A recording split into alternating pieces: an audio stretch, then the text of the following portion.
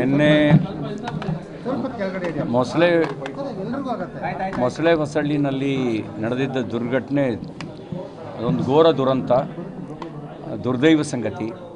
Engineering ಓದ್ತಿದ್ದಂಥ ಹುಡುಗರು, ಬೇರೆ ಬೇರೆ ಕಡೆಗಳಲ್ಲಿ ಕೆಲಸ ಮಾಡ್ತಿದ್ದವರು, ಇವರೆಲ್ಲರೂ ಕೂಡ ಸಂಭ್ರಮದಲ್ಲಿದ್ದಾಗ ವಿಧಿ ಈ ರೀತಿ ಒಂದು ಘೋರವಾಗಿರ್ತಕ್ಕಂಥ ದುರಂತಕ್ಕೆ ಕಾರಣ ಆಗಿದೆ. ನಾನು ಯಾರನ್ನೂ ದೂರಕ್ಕೆ ಬಯಸೋದಿಲ್ಲ. ಏನಾಯಿತು ಅನ್ನುವಂಥ ಪ್ರತ್ಯಕ್ಷದರ್ಶಿಗಳು ಹೇಳಿಕೆ ಕೇಳಿದಾಗ ಅಚಾನಕ್ಕಾಗಿ ರೋಡ್ ಕ್ರಾಸ್ ಮಾಡಿ ಕ್ಯಾಂಟ್ರ್ ಗಾಡಿ ನುಗ್ತು. ವಿತಿನ್ ಸೆಕೆಂಡ್, ಇದು ಒಂದೇ ಕ್ಷಣದಲ್ಲಿ ಅನಾಹುತ ಆಗೋಯಿತು ಅನ್ನೋದನ್ನು ಹೇಳಿದ್ದಾರೆ. ಇನ್ನು ಪೊಲೀಸರು ಅದನ್ನು ತನಿಖೆಯನ್ನು ಮಾಡಬೇಕು. ರಾತ್ರೋರಾತ್ರಿ ಇಲ್ಲಿಯ ಸರ್ಕಾರಿ ವೈದ್ಯಕೀಯ ವಿಜ್ಞಾನ ಸಂಸ್ಥೆಯವರು ರೋಗಿಗಳಿಗೆ ಚಿಕಿತ್ಸೆನೂ ಕೊಟ್ಟು ಪೋಸ್ಟ್ಮಾರ್ಟಮ್ನೂ ರಾತ್ರಿ ಮಾಡಿ ಶವಗಳನ್ನು ಊರಿಗೆ ಕಳಿಸುವಂಥ ಕೆಲಸ ಮಾಡಿದ್ದಾರೆ. ನಾನು ನಮ್ಮ ಕ್ಷೇತ್ರದಲ್ಲಿ ಮಣೇನಹಳ್ಳಿಯ ಒಬ್ಬ ನಿಧನರಾಗಿದ್ದರು, ಅಲ್ಲಿಗೆ ಹೋಗಿ ನಾನು ಇಲ್ಲಿಗೆ ಬಂದೆ. ಇದೊಂದು ಘೋರ ದುರಂತ. ಇದರ ತನಿಖೆಯನ್ನು ಪೊಲೀಸ್ ಇಲಾಖೆ ಮಾಡಲಿ, ಯಾವ ಹಿನ್ನೆಲೆಯಲ್ಲಿ ಆಯಿತು, ಯಾಕಾಯಿತು ಅಂಥೇಳಿ. ಇದೊಂದು ದುರ್ದೈವ ಸಂಗತಿ. ಅವರೆಲ್ಲರ ಕುಟುಂಬಕ್ಕೆ ದುಃಖ ಭರಿಸ್ತಕ್ಕಂಥ ಶಕ್ತಿಯನ್ನು ಭಗವಂತ ದಯಪಾಲಿಸಲಿ ಅಂತೇಳಿ ನಾನು ಪ್ರಾರ್ಥಿಸ್ತೇನೆ.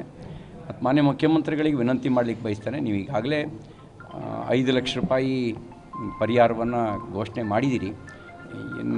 5 ಲಕ್ಷ ರೂಪಾಯಿ ಇಂಥ ಸಂದರ್ಭದಲ್ಲಿ, ದುರ್ಘಟನೆ ಸಂದರ್ಭದಲ್ಲಿ ಇನ್ನೂ ಹೆಚ್ಚಿನ ಪರಿಹಾರ ಕೊಡಬೇಕು ಅನ್ನೋದು ನಾವಿಲ್ಲಿ ಬೇರೆ ಬೇರೆಯವ್ರ ಜೊತೆ ಮಾತಾಡಿದಾಗ ಅವರ ಕುಟುಂಬದವ್ರದ್ದು ಬೇಡಿಕೆ ಅಂತಲ್ಲ, ಉಳಿದವ್ರ ಬೇಡಿಕೆ ಇಂಥ ಸಂದರ್ಭಗಳಲ್ಲಿ ಇನ್ನಷ್ಟು ಹೆಚ್ಚು ಮಾನವೀಯವಾಗಿ ವರ್ತನೆ ಮಾಡಬೇಕು ಅನ್ನೋದು ಜನರ ಭಾವನೆ ಇದೆ.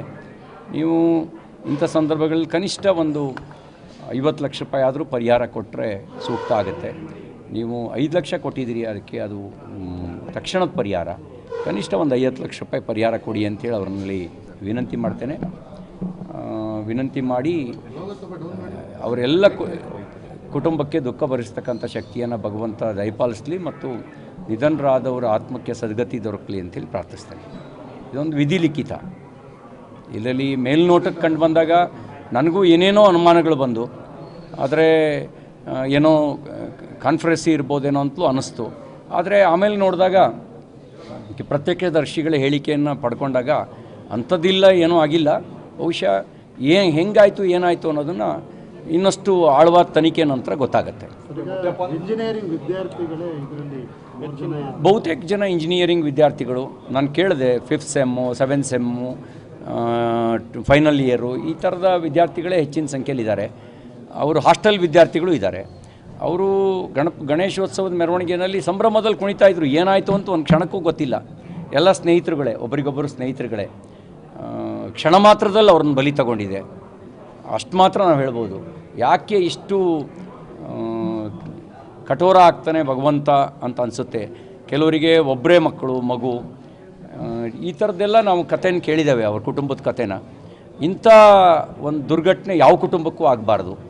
ಈ ಥರ ಕೈಗೆ ಬರ್ತಾನೆ ಮಗ, ಇನ್ನೊಂದು ವರ್ಷಕ್ಕೆ ನಮ್ಮನ್ನು ಸಾಕ್ತಾನೆ ಅನ್ನೋ ಕಾಲದಲ್ಲಿ ವಿಧಿ ಅವ್ರು ಬಲಿ ತಗೊಳುತ್ತೆ ಅಂತ ಹೇಳಿದ್ರೆ ಈಗಿನ್ಯ ಹೆಂಗೆ ಹೇಳೋದು, ಯಾವ ಮಾತಿನಲ್ಲಿ ಹೇಳೋದು ನಮಗೆ? ಈ ಥರ ಯಾವ ಕುಟುಂಬಕ್ಕೂ ಆಗಬಾರ್ದು.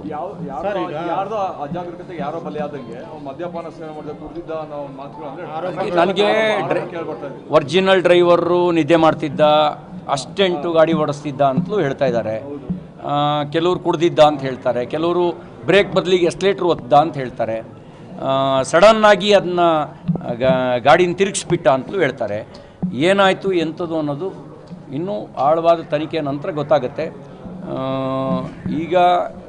ಈಗಲೇ ನಾನೇನು ಹೇಳಲಿಕ್ಕೆ ಬಯಸೋದಿಲ್ಲ. ಇದೊಂದು ಕೆಟ್ಟ ದುರ್ಘಟನೆ.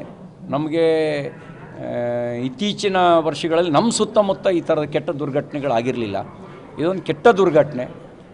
ಈ ಥರದ ದುರ್ಘಟನೆ ಎಲ್ಲೂ ಆಗಬಾರ್ದು, ಯಾವ ಕುಟುಂಬಕ್ಕೂ ಆಗಬಾರ್ದು. ನಾನು ಯಾರ ಮೇಲೂ ತಕ್ಷಣಕ್ಕೆ ಆರೋಪ ಮಾಡೋಕ್ಕಾಗಲ್ಲ. ಯಾಕೆಂತಂದರೆ ಈಗ ಸಣ್ಣ ಏನೋ ಟೆನ್ಷನ್ ಇರುತ್ತೆ. ದೊಡ್ಡ ಗಣಪತಿ ಅಂದರೆ ಅದಕ್ಕೆ ಬೇಕಾದ ಪೂರ್ವ ಸಿದ್ಧತೆಯನ್ನು ಜಾಸ್ತಿ ಮಾಡ್ಕೊಂಡಿರ್ತಾರೆ. ಮಾಮೂಲಿ ಅಂತ ಯಾವುದೇ ಹಿಸ್ಟ್ರಿ ಇರಲ್ಲ ಅಂತ ಹೇಳಿದ್ರೆ ಪೊಲೀಸರು ಅಲ್ಲಿ ಹೆಚ್ಚಿನ ಬಂದೋಬಸ್ತೇನು ಮಾಡ್ಕೊಂಡಿರೋದು, ಲೋಕಲ್ ಯಾರೋ ಒಬ್ಬರು ಇಬ್ಬರು ಲೆವೆಲ್ಲಿಗೆ ಮಾಡಿಬಿಟ್ಟಿರ್ತಾರೆ. ಹಾಗಾಗಿ ಪ್ರತ್ಯಕ್ಷದರ್ಶಿ ನಿಧಾನಕ್ಕೆ ಹೇಳ್ಬೋದೇ ಹೊರತು ಈಗ ತಕ್ಷಣಕ್ಕೆ ಯಾರ ಮೇಲೂ ಆರೋಪ ಮಾಡೋಕ್ಕಾಗಲ್ಲ. ಆದರೆ ರಾತ್ರೋರಾತ್ರಿ ಆಯಾ ಸಂಬಂಧಪಟ್ಟ ಕುಟುಂಬಗಳಿಗೆ ಮಾಹಿತಿ ಕೊಟ್ಟು, ಈಗ ನಾನು ಮನೆನಳ್ಳಿಗೆ ಹೋಗಿ ಬಂದೆ, 11 ಕಾಲಿಗೆ ಮೆಸೇಜ್ ಬಂತಂತೆ, ಅವರೆಲ್ಲ ಇಲ್ಲಿಗೆ 12 ಕಾಲಿಗೆ ಬಂದಿದ್ದಾರೆ. 2 ಗಂಟೆ ಹೊತ್ತಿಗೆ ಅವ್ರಿಗೆ ಬಾಡಿಯನ್ನು ಹಸ್ತಾಂತರ ಮಾಡಿದ್ದಾರೆ.